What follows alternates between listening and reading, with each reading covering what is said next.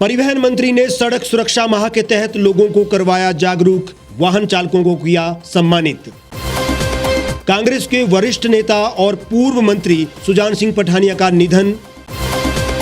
दिल्ली में पेट्रोल 88 रुपए के पार, महंगाई के नए शिखर पर पहुंचे रेट, लोग परेशान। इसरो ने 2 निजी कंपनियों के सैटेलाइट टेस्ट कर रचा इतिहास, 50 साल में ऐसा पहली बार हुआ। बजट सत्र में सरकार को घेरेगी कांग्रेस, विधायक विक्रमादित्य सिंह का बयान।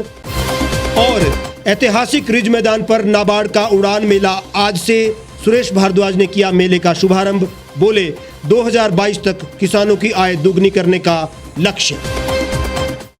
नमस्कार, स्वागत है आपका the Reap Times news channel में। मैं हूं हेमराज चौहान। अब खबरें विस्तार से। हिमाचल के परिवहन, उद्योग, श्रम और रोजगार मंत्री विक्रम सिंह ठाकुर ने सड़क सुरक्षा माह के अंतर्गत तारादेवी शिमला के समीप वाहन चालकों को यातायात नियमों के बारे में अवगत करवाया। यातायात नियमों का सही प्रयोग करने वाले चालकों को फूल और टी शर्ट देकर सम्मानित भी किया।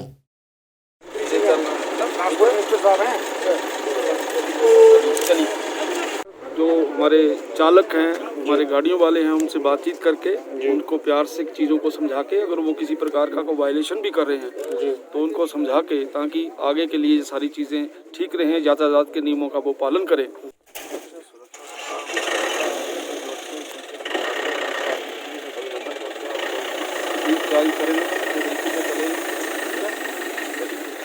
सड़क सुरक्षा अभियान के तहत प्रदेश के परिवहन, उद्योग, श्रम एवं रोजगार मंत्री विक्रम सिंह ठाकुर ने कहा कि प्रदेश सरकार सड़क सुरक्षा नियमों के प्रति सजग है और इस दिशा में बेहतर कार्य किया जा रहा है। उन्होंने कहा कि हिमाचल में खराब भौगोलिक स्थितियों के चलते यहाँ पर दुर्घटनाएं होने की ज्यादा संभावनाएं रहती है। इसके लिए सड़क सुरक्षा नियमों का पालन करना अति आवश्यक है। उन्होंने बताया कि इस 1 माह के सड़क सुरक्षा अभियान में लोगों में सड़क सुरक्षा नियमों के प्रति जागरूकता पैदा होगी। उन्होंने लोगों से यातायात नियमों का पालन करने का आग्रह किया और कहा कि लोगों के सहयोग से निश्चित तौर पर दुर्घटनाओं में कमी दर्ज हुई है।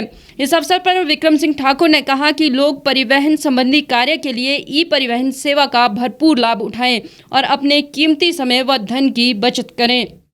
जो हमारे चालक हैं, हमारे गाड़ियों वाले हैं, उनसे बातचीत करके उनको प्यार से चीज़ों को समझा के, अगर वो किसी प्रकार का कोई वायलेशन भी कर रहे हैं तो उनको समझा के, ताकि आगे के लिए सारी चीज़ें ठीक रहें, यातायात के नियमों का वो पालन करें।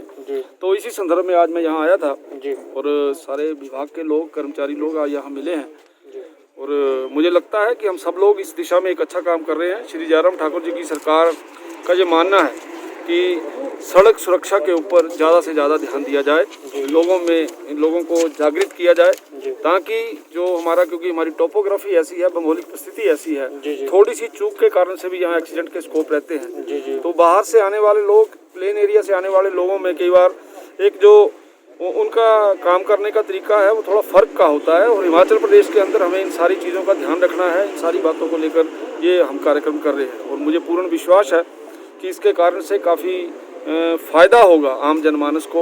जो लोग गाड़ी चलाते हैं उनको भी ये लगेगा कि सरकार और कर्मचारी जो हैं या जो ट्रांसपोर्ट से जुड़े हुए लोग हैं वो इन सारी चीज़ों के बारे में अवेयर हैं। उनको भी जब हम बताएंगे तो वो भी इन सारी बातों का ध्यान रखें। हिमाचल प्रदेश के पूर्व मंत्री और कांगड़ा के फतेहपुर से कांग्रेस के विधायक सुजान सिंह पठानिया का निधन हो गया है। 78 वर्ष की उम्र में शुक्रवार सुबह उन्होंने अंतिम सांस ली। वो लंबे समय से बीमार चल रहे थे।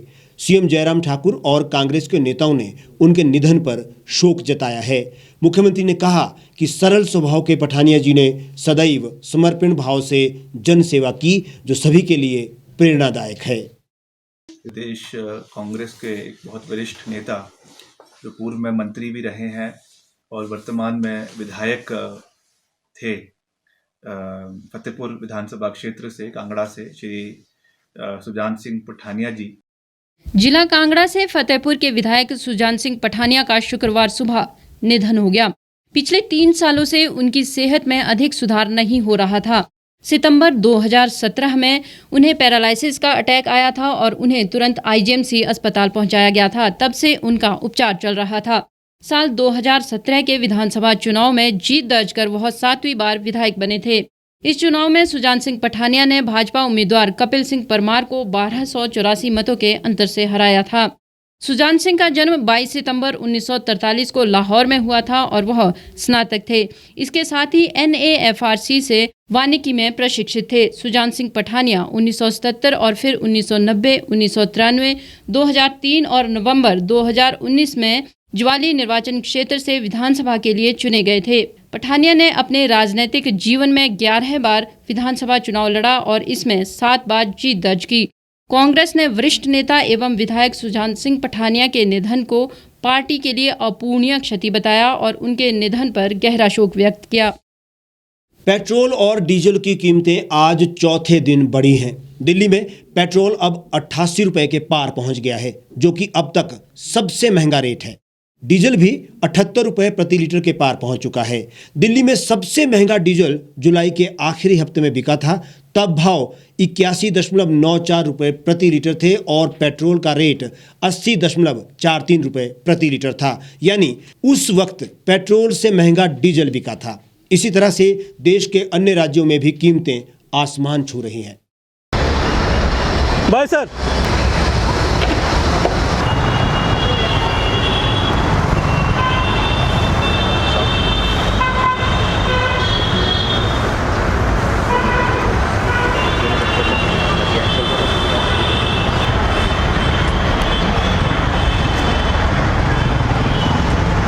सरकार ने भले ही संसद में साफ साफ कह दिया हो कि पेट्रोल डीजल की बढ़ती महंगाई से उनका कोई वास्ता नहीं है, वो तो अंतर्राष्ट्रीय बाजार में कच्चे तेल की उठापटक के हवाले है, लेकिन इस तरह से आम आदमी की जेब कटने से तो नहीं बच सकती।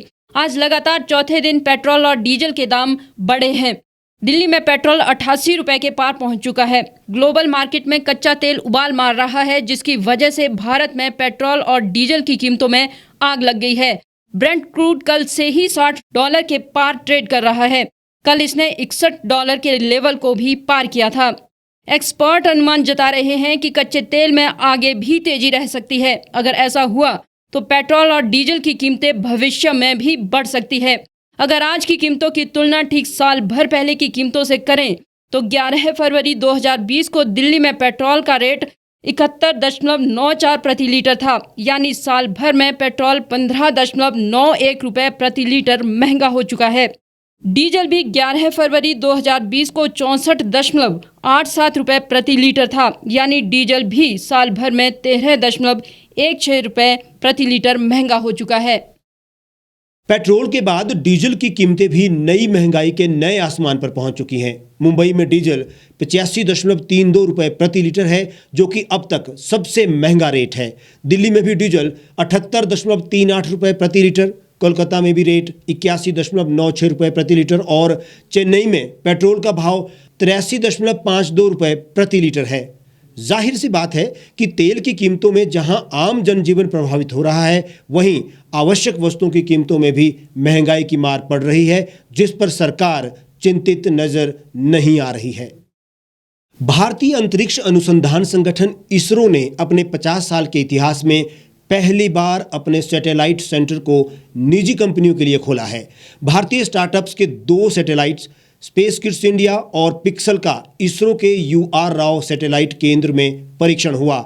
ऐसा तब हुआ है जब भारत ने पिछले साल जून में अपने अंतरिक्ष क्षेत्र को निजी कंपनियों को खोलने का ऐलान किया था।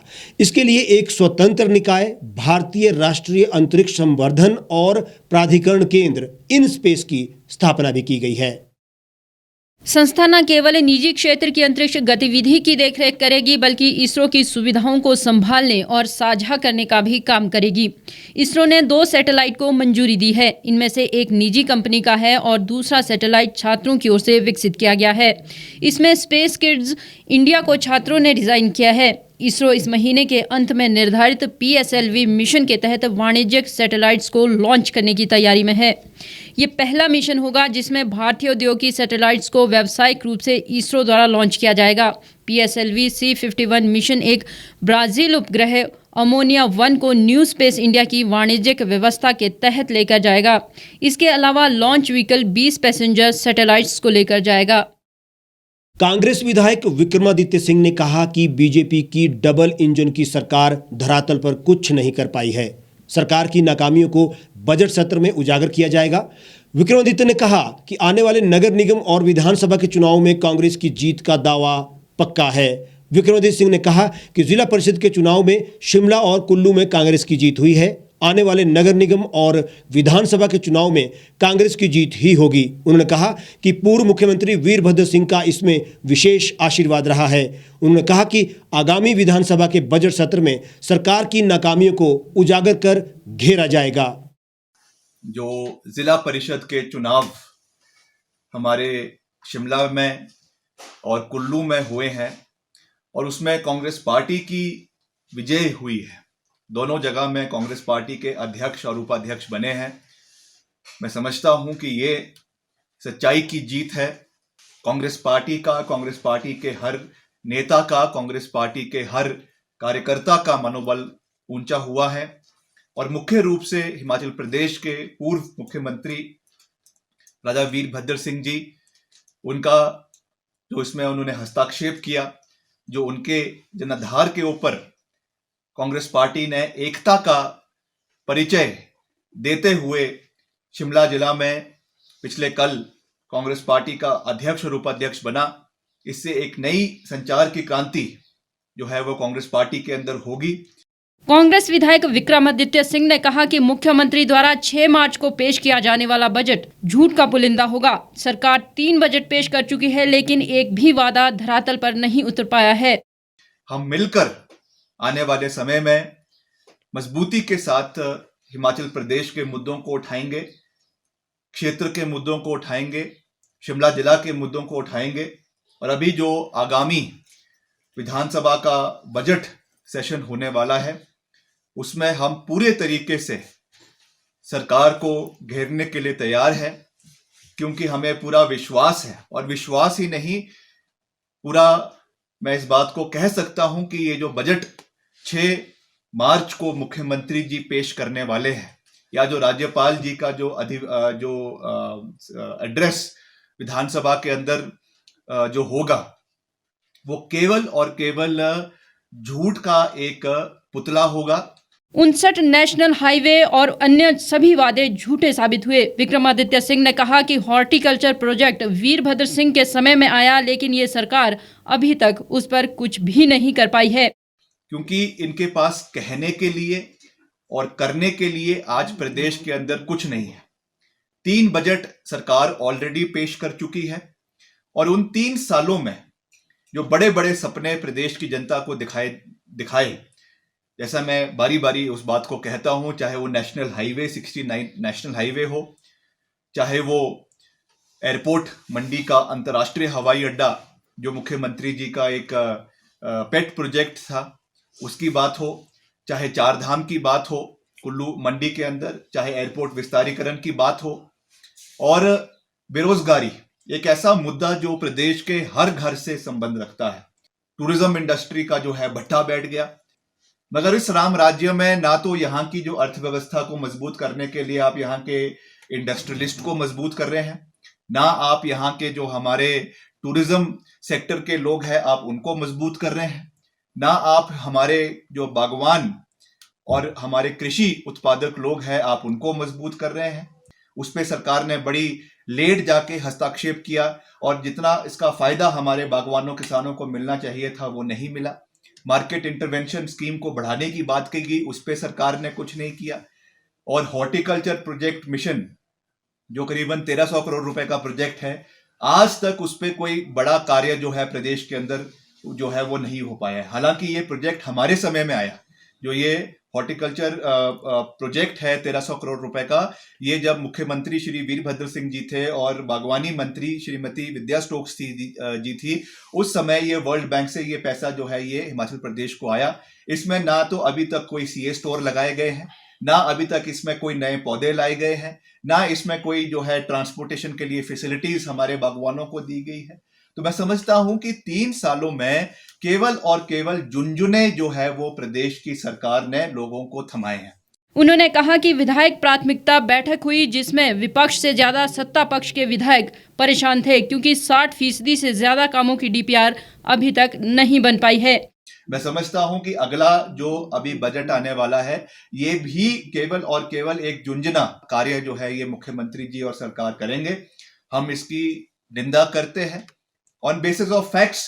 अभी पिछले 2 दिन पहले हमने विधायक जो हमारी प्राथमिकताएं के लिए बैठक होती है प्लानिंग की एनुअल मीटिंग उसको अटेंड किया। आपको जानकर हैरानी होगी, प्रदेश की जनता को जानकर ये हैरानी होगी कि कांग्रेस के विधायकों से ज्यादा दुखी वहां पर भाजपा के विधायक थे, जिन्होंने मंच पर ये बात जो है सरकार के समक्ष रखी, मुख्यमंत्री जी के समक्ष रखी, सरकार के आला अधिकारियों के समय रखी कि पिछले 3 साल के जो आपकी डीपीआर बननी थी, जो आप विधायक प्राथमिकता में आप चाहे सड़क का कार्य दे रहे हैं या आप वहां पे कोई स्कूल का कार्य दे रहे हैं, कोई आप सिंचाई का या पेयजल का कार्य दे रहे हैं, आज तक उन पे भी जो है वो कार्य शुरू नहीं हुआ है। उसमें से 60% से 70% ऐसे है विधायक प्राथमिकता जिनकी अभी तक डीपीआर अवेटेड है और मुख्यमंत्री जी ने भी इस पे सरकार के अधिकारियों को लताड़ा, मगर लताड़ने से कार्य नहीं चलने वाला है। 3 साल सरकार का जो है बीत चुका है। सरकार की, मुख्यमंत्री जी की और मंत्रियों की, आला अधिकारियों की जवाबदेही है, जिस जवाबदेही को ये पूरा नहीं कर रहे हैं। ये डबल इंजन की सरकार केवल बोलकर ही विकास कर रही है और धरातल पर कुछ नहीं हुआ है। निश्चित तौर से ये सरकार मैंने कहा कि ये हांफना शुरू हो चुकी है। डबल इंजन की सरकार ये है नहीं। प्रधानमंत्री हिमाचल को अपना दूसरा घर जरूर बताते हैं लेकिन कोई सुध नहीं ले रहे हैं। कहने को तो माननीय प्रधानमंत्री कहते हैं कि ये हमारा दूसरा घर है, मगर जब मदद की बारी आती है, सपोर्ट की बारी आती है तो आंखें फेर दी जाती है। तो ये मैं कहना चाहूंगा कि हालांकि वो जो हमारी सेंट्रल स्पॉन्सर्ड स्कीम्स है उसको गिनवा रहे हैं, सरकार बारी बारी उसको गिनवा रही है कि हमने इसमें पैसा दिया है, चाहे वो आयुष्मान भारत है, चाहे वो मेक इन इंडिया है, चाहे वो और अलग अलग स्कीम्स है, चाहे वो गृहिणी सुविधा योजना है। मगर मैं ये कहना चाहूंगा कि हम उसका स्वागत करते हैं, मगर ये केवल स्टेट स्पेसिफिक स्कीम्स नहीं है। ये ऐसी स्कीम्स है जो पूरे देश में चलाई जा रही है और उसमें लोगों को जो है इंडिविजुअली फायदा मिल रहा है, उसका हम स्वागत भी करते हैं। मगर उसके अलावा जो स्टेट स्पॉन्सर्ड स्पेसिफिक स्कीम्स होनी चाहिए थी उसमें हिमाचल प्रदेश को पूरी तरीके से नजरअंदाज किया गया है, नेशनल हाईवेज में पूरी तरीके से नजरअंदाज किया गया है।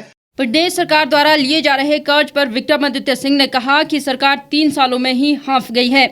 सरकार पिछले 3 सालों से कर्ज पर चल रही है। मंत्रियों के लिए महंगी गाड़ियां ली जा रही है। राजस्व को बढ़ाने के लिए सरकार के पास कोई ठोस नीति नहीं है। इनका ना कोई सोच है, ना कोई विजन है, ना कोई फारसाइटेडनेस है। ये केवल जो है ये ऋण लेकर सरकार चलाने की नुमाइंद पिछले 3 साल से चली हुई है। आज 50,000 करोड़ के डेट में आज सरकार जो है वो पहुंच चुकी है। उसके बावजूद ना कोई रिसोर्स मोबिलाइजेशन की बात होती है। मंत्रियों को, संतरियों को बड़ी बड़ी गाड़ियां जो है, लग्जरी गाड़ियां 30-30 लाख की गाड़ियां लेकर दी जा रही है। और जहां तक जैसा मैंने कहा कि रिसोर्स मोबिलाइजेशन के लिए किस तरीके से आपने प्रदेश के अंदर रेवेन्यू जनरेट करना है उसके बारे में कोई बात नहीं हो रही है। कोई कमेटी आज तक उसका गठन नहीं किया गया है। तो निश्चित तौर से इन सब चीजों को सरकार को गंभीरता से देखना चाहिए। कब तक हम जो है कभी इंटरनेशनल मॉनेटरी फंड के पास जाएंगे, कभी वर्ल्ड बैंक के पास जाएंगे, कभी एशियन डेवलपमेंट बैंक के पास जाएंगे, कभी रिजर्व बैंक ऑफ इंडिया के पास जाएंगे, कभी केंद्र सरकार के पास जाएंगे। हमेशा मांगने से जो है सरकार जो है इस चीज से विकास नहीं हो सकता। जब सरकार चल रही है आपको कम से कम कुछ तो एक मजबूत कदम उठाने चाहिए जिससे हम रेवेन्यू जनरेशन प्रदेश के अंदर कर सके और सेल्फ सफिशिएंसी की ओर आगे बढ़े।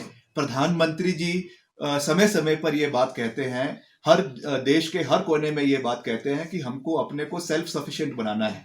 मगर आज हिमाचल प्रदेश जो है सेल्फ सफिशिएंसी की ओर ना बढ़ते हुए जो है वो डेफिशिएंसी की ओर आगे बढ़ रही हैं और हमको समय समय पर अपने हाथ लोगों के सामने आगे फैलाने पड़ते हैं। विक्रमादित्य सिंह ने कहा कि अनुराग ठाकुर के वित्त राज्य मंत्री होने के बावजूद हिमाचल को इसका कोई लाभ नहीं मिल पाया है। हिमाचल में आने पर तो वह प्रदेश के हितों को केंद्र के सामने उठाने की बात करते हैं, लेकिन उनकी कथनी और करनी में फर्क है। अब समय आ चुका है, काउंटडाउन शुरू हो चुका है। अगले विधानसभा चुनावों के लिए जो है वो जो के लिए बिगुल बज चुका है। हम जमीन स्तर पे जाकर सारी कांग्रेस पार्टी मिलकर एकता के साथ हम आगे बढ़ेंगे और आने वाले समय में जो ये सरकार है जो बड़ी बड़ी बातें करने में विश्वास करती है, डबल इंजन की बात करती है, इनके जो अभी केंद्रीय मंत्री, जैसा मैंने पिछले कल भी कहा, माननीय अनुराग ठाकुर जी वो शिमला में आए और उन्होंने यहाँ पे जगत प्रकाश नड्डा जी ने जो 50 साल का कार्यकाल जो हिमाचल प्रदेश का स्टेटहुड का कार्यक्रम था, जैसा मैंने कहा कि वो एक सरकारी कार्यक्रम था जिसमें हमें जो अलग अलग सरकारों की अचीवमेंट्स थी उस पर बात करनी थी। वहां पे उन्होंने उसको एक राजनीतिक अखाड़ा बना दिया, एक राजनीतिक बेंच बना दिया, जहां पे केवल अपनी सरकार का गुणगान किया गया, अपनी ही पीठ जो है थपथपाने का काम किया गया। ये बहुत अनफॉर्चुनेट था, मगर तब भी उन्होंने वहां पे ये बात करी कि हम मिलकर हिमाचल प्रदेश की आवाज को केंद्र में उठाएंगे। किस तरीके की आवाज आपने उठाई है? 1000 रुपए का बजट जो है वो हमीरपुर से बिलासपुर की जो है ऊना से हमीरपुर की रेलवे लाइन को जो है वो केंद्र सरकार से दिया गया है। कोई विशेष पैकेज ना हिमाचल के बागवानों को दिया गया है, ना हिमाचल के किसानों को दिया गया है, ना हिमाचल के उद्योगों को दिया गया है, ना हिमाचल के टूरिज्म इंडस्ट्री को दिया गया है। विक्रमादित्य सिंह ने कहा कि बीजेपी के नेताओं के आपसी मतभेद का नुकसान प्रदेश की जनता को उठाना पड़ रहा है। हालांकि हमें पूरा विश्वास है कि सरकार केवल लिप सर्विस में विश्वास रखती है और in the floor of the house बहुत से आश्वासन जो है वो सरकार द्वारा दिए जाते हैं, मगर उनको जमीन स्तर पे जो है वो नहीं उतारा जाता है। ये बहुत दुर्भाग्यपूर्ण है और हम फिर से आने वाले समय में इसको विधानसभा के अंदर उठाएंगे। पैरा टीचर्स एसोसिएशन का मुद्दा है, चाहे वो हमारे पुलिस कांस्टेबल्स का मुद्दा है, चाहे वो हमारे ओल्ड पेंशन स्कीम का मुद्दा है, चाहे हमारे कॉन्ट्रैक्चुअल एम्प्लॉयज का मुद्दा है, आउटसोर्स एम्प्लॉयज का मुद्दा है, अनुबंध कार्यकाल को कम करने की बात है, उसका मुद्दा है। हम हर मुद्दे को सकारात्मकता से उठाएंगे और इन सब मुद्दों को हम आने वाले समय में लोगों के बीच में लेकर जाएंगे और मुझे पूरा विश्वास है कि हम मिलकर आगे बढ़ेंगे और कांग्रेस पार्टी की सरकार को वापस हिमाचल प्रदेश में बनाने में हम अपना पूरा योगदान आने वाले समय में देंगे। नाबार्ड की ओर से 3 दिवसीय उड़ान मेले की शुरुआत आज से रिज मैदान पर हो गई है। मेले का शुभारंभ आज शहरी विकास और नगर नियोजन मंत्री सुरेश भारद्वाज ने किया।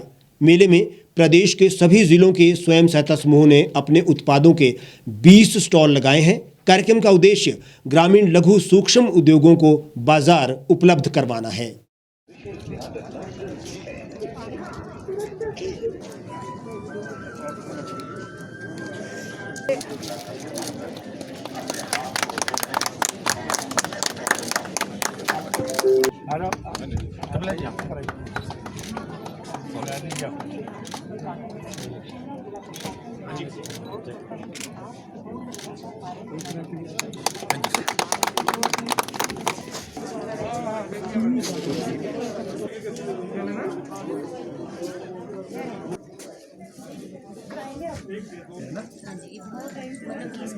और बढ़िया वाली नहीं है।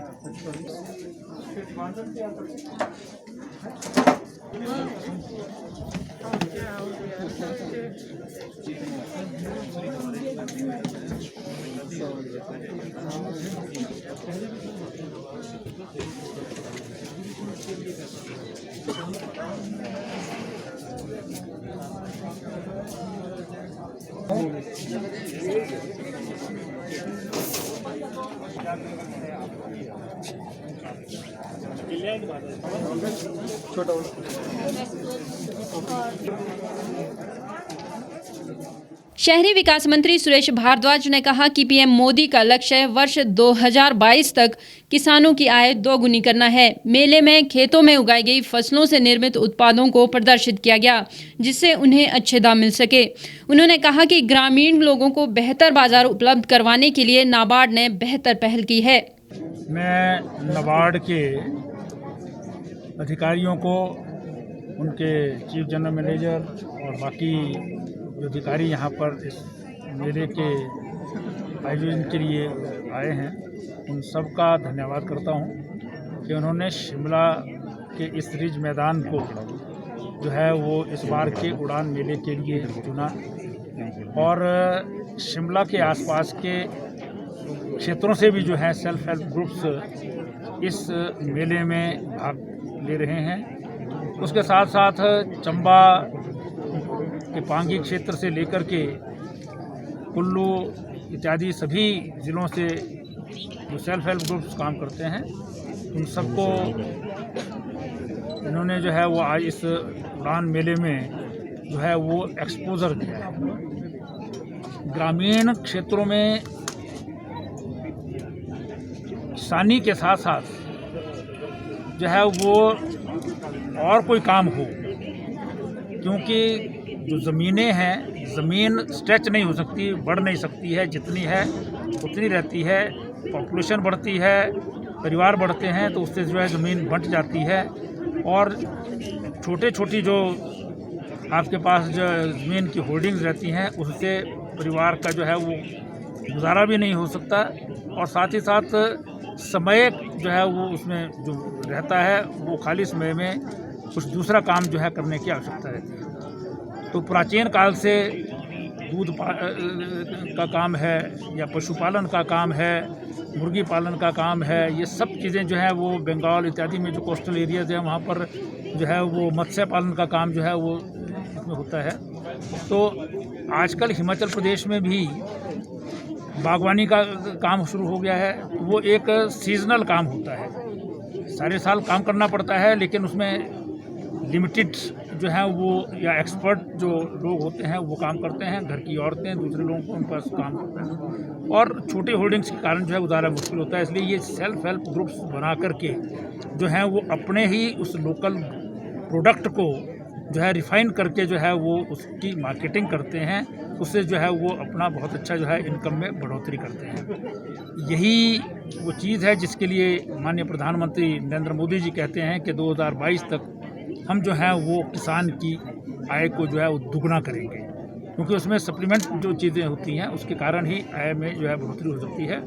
और इस क्षेत्र में जो है नाबार्ड जो है वो हमारा ग्रामीण क्षेत्रों का जो बैंक है, कोऑपरेटिव बैंकों के ज़रिए, कोऑपरेटिव सोसाइटीज़ के ज़रिए, सेल्फ हेल्प ग्रुप्स के ज़रिए ये सारे देश भर में जो है ग्रामीण क्षेत्रों में ऐसे ग्रुप्स को जो है वो हेल्प करते हैं और इस प्रकार के मेलों का आयोजन करते हैं जहां पर ऐसे सेल्फ हेल्प ग्रुप्स को जो है वो एक्सपोजर भी मिलता है और उनके प्रोडक्ट्स की जो है वो बिक्री भी ऐसे स्थानों पर जो है वो हो जाती है। तो मैं इसके लिए नाबार्ड के सभी अधिकारियों को जो हिमाचल प्रदेश को देखते हैं और इनके चीफ जनरल मैनेजर जो आए हैं उन सभी को बहुत बहुत बधाई भी दूंगा इस मेले के सफल आयोजन के लिए और साथ ही साथ मैं धन्यवाद भी करूंगा हिमाचल की ओर से और विशेष रूप से शिमला की ओर से, क्योंकि शिमला मेरा विधानसभा क्षेत्र भी है, तो इसलिए यहाँ पर इन्होंने इस मेले का आयोजन किया।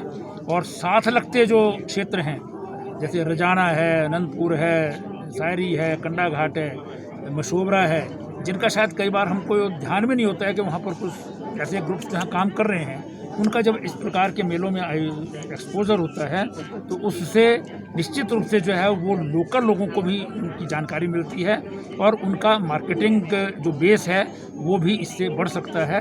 इसके लिए मैं इनका बहुत बहुत धन्यवाद करता हूं और जितने भी यहाँ पर सेल्फ हेल्प ग्रुप के लोग आए हैं उनको मैं शुभकामनाएँ देता हूँ कि उनका काम बढ़े।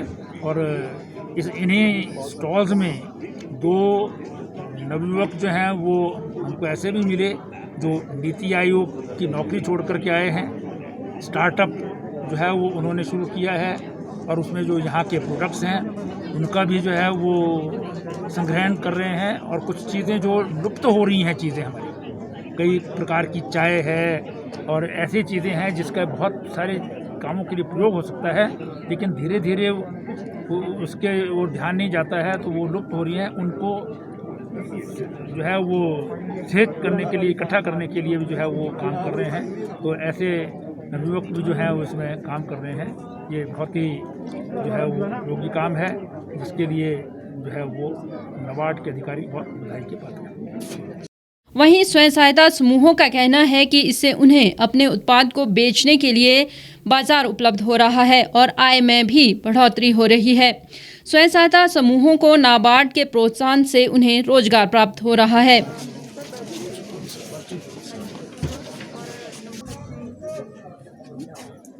नमस्कार जी।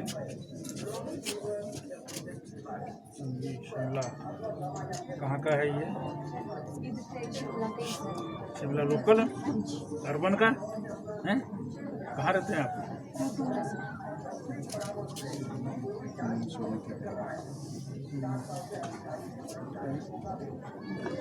क्या ये बनाते हैं आप? कितने मेंबर हैं आप? वहीं नीति आयोग से नौकरी छोड़कर अपने उत्पाद तैयार करने वाली गौतमी श्रीवास्तव ने कहा कि उन्हें बहुत दुख होता है जब हिमाचल के उत्पादों को बड़ा बाजार नहीं मिल पाता है। इसके बाद ही उन्होंने नौकरी छोड़कर सेल्फ हेल्प ग्रुप बनाया ताकि हिमाचल के बने उत्पादों को अंतर्राष्ट्रीय बाजार तक पहुंचाया जा सके।